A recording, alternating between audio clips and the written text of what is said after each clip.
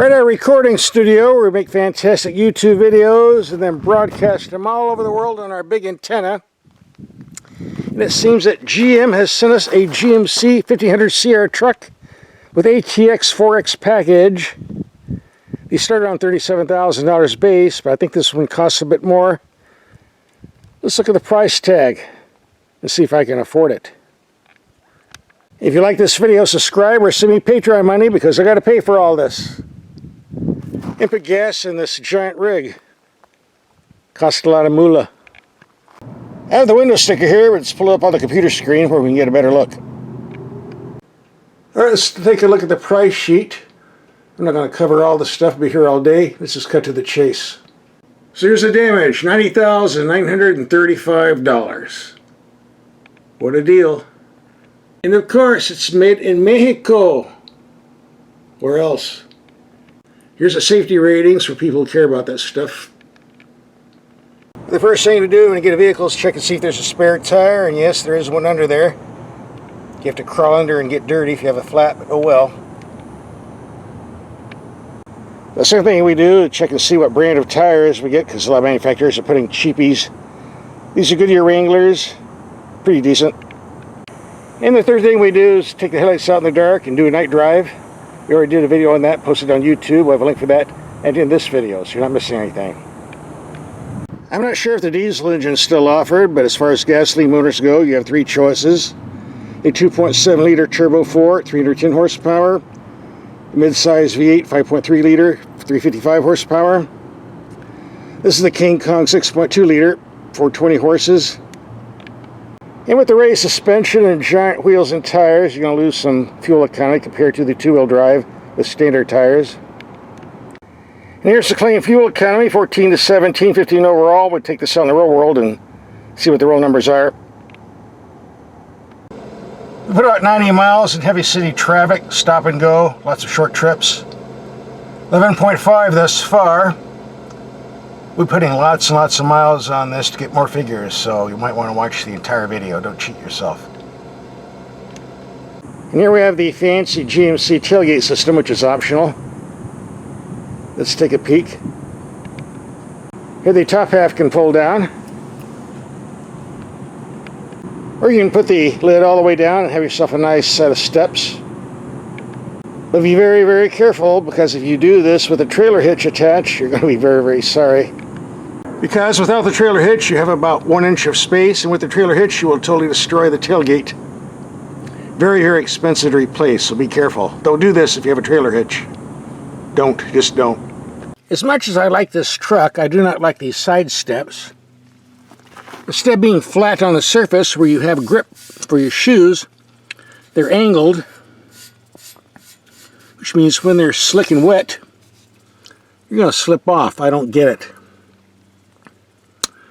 I don't get it at all. Leave your comment in the comment section. Tell me why you think these are good. Let's go to the cabin, which has been improved over the years. A decent sized glove box. And another glove box above. Well, storage bin. Large info screen with a bit of glare. Very simple climate controls on the bottom here. Knobs and buttons the way it should be. Nice camera system. Let's push some buttons, see what we have here. I guess that's for trailering, backing up, side view. Also in the rear view mirror, if you bought one of these, you might want to check you might have this. Flick the switch. Hooks into a nice rear camera system.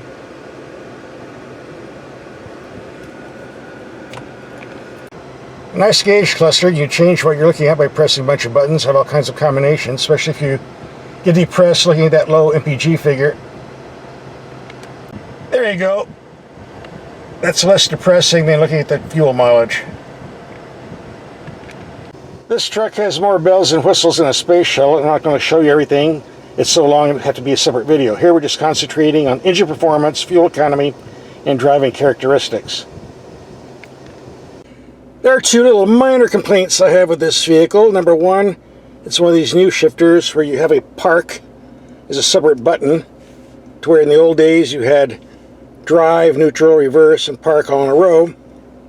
Why you need to separate park, I don't know. What I do know is there are a lot of people, especially the old fogies who are used to the old method, and what they do is they put this here thinking they're in drive, let up in reverse, and the vehicle rolls back and they hit something. I see it happen quite often.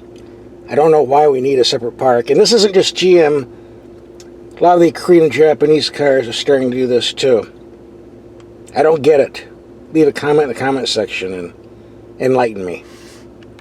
What I do like is the drive system. You have two-wheel drive for the street, four-wheel drive low, four-wheel drive for the dirt, and automatic all-wheel drive for pavement, which comes in very handy on wet roads.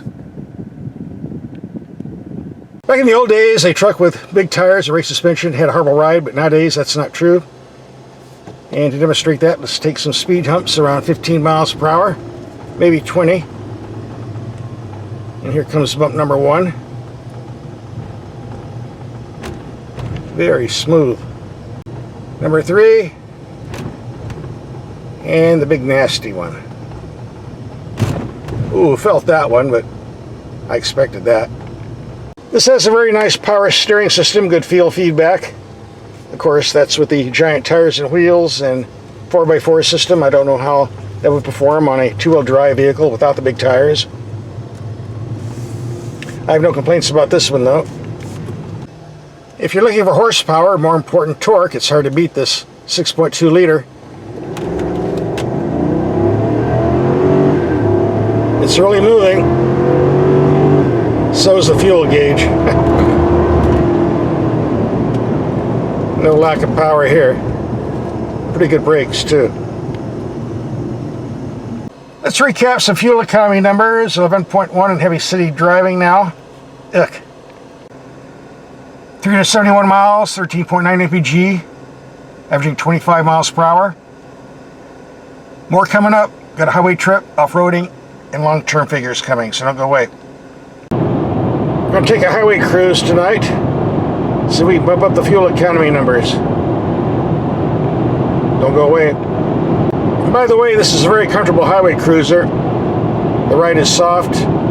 Driving position is high. Very quiet. Unusually quiet.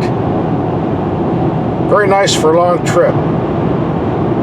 If you can afford the gas. We'll find out how much that's going to cost when we're done with the trip.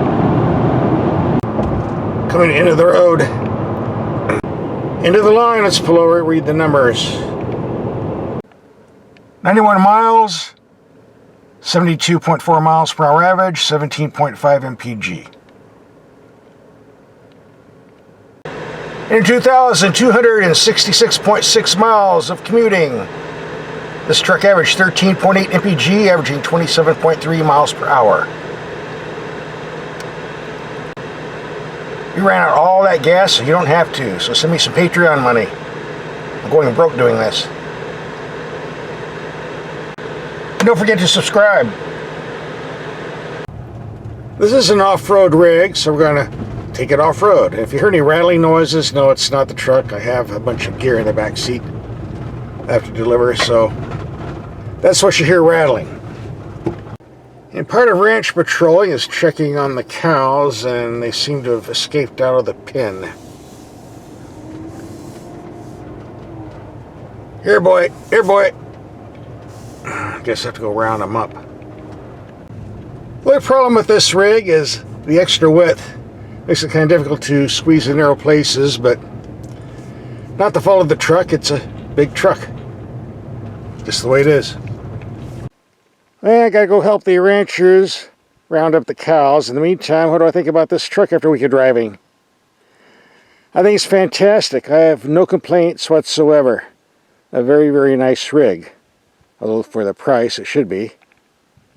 Of course, bringing up the price tag, I'm not paying for it. And even if someone gave it to me, I don't know if I could afford the gas every week. But if you have money, you afford the truck and the gas, I think you'll be a very happy camper.